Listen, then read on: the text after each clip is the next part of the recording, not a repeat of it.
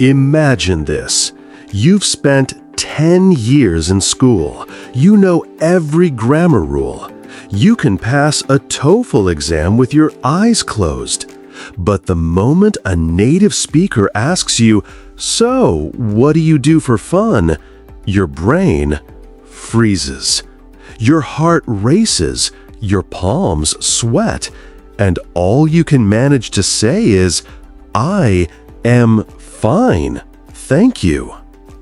If this is you, I have a confession. I was that person. For a decade, I was a professional student, but I couldn't order a coffee without shaking. Until I realized the truth.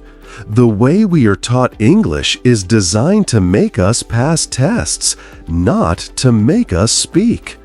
In the next 9 minutes, I'm going to show you the exact output-first method that broke my 10-year silence in just 30 days. And by the end of this video, we are going to practice it together. Let's start. Why does this happen? It's called the passive learning trap. In school, you focus on input. You read, you listen, you memorize. But speaking is an output skill. It's a physical muscle, like playing the piano or swimming.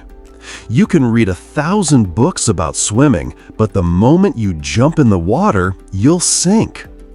Most learners have a massive input folder in their brain, but the connection to their output folder is broken.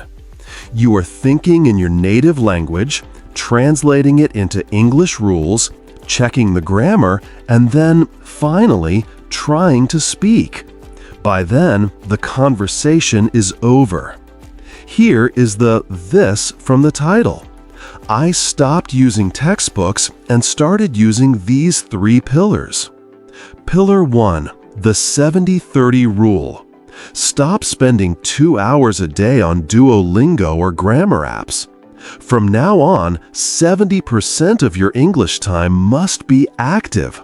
That means speaking out loud, even if you are alone in your room. If you read a sentence, say it 3 times in different emotions.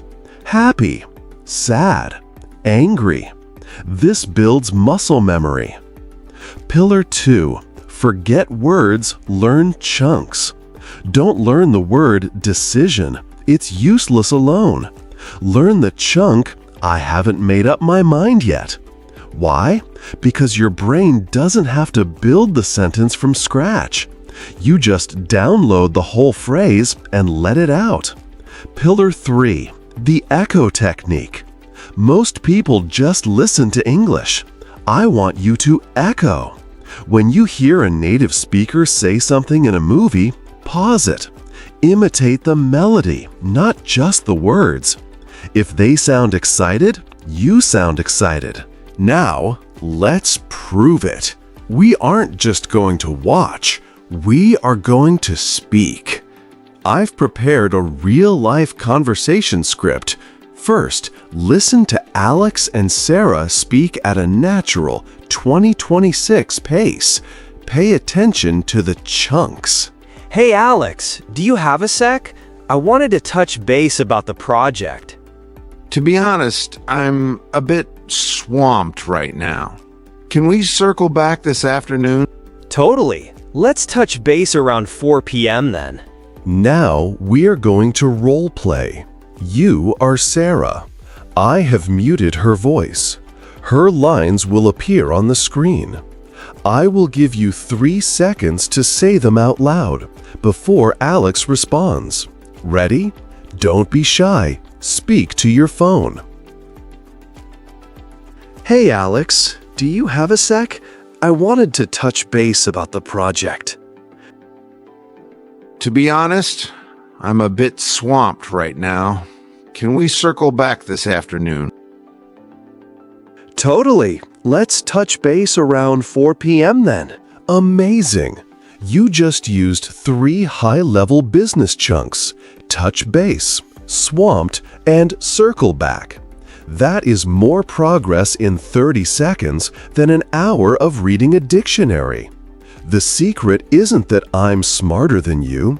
The secret is that I stopped being afraid of making mistakes and started being obsessed with output. If you are tired of being the person who understands everything but says nothing, then today is day one of your new life.